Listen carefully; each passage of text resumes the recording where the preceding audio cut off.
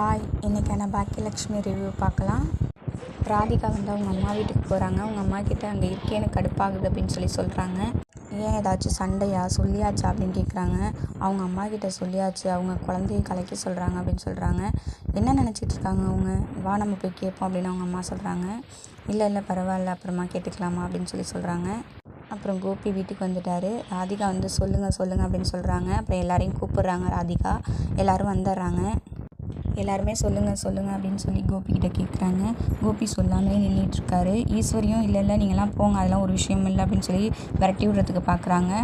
அப்புறம் ராதிகா தான் இல்லை நில்லுங்க, இந்த விஷயத்த சொல்லி ஆகணும் அப்படின்னு சொல்கிறாங்க. சொல்லுங்கள் கோபின்னு சொல்கிறாங்க. அவங்க கோபி அப்படியே தான் நிற்கிறாரு.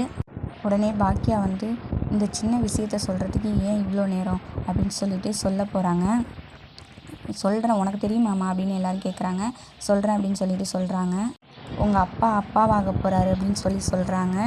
அப்புறம் எல்லோரும் ரொம்ப ஷாக் ஆகுறாங்க. இதோட இந்த ப்ரோமோ முடியுது. தேங்க்யூ ஃபார் வாட்சிங்.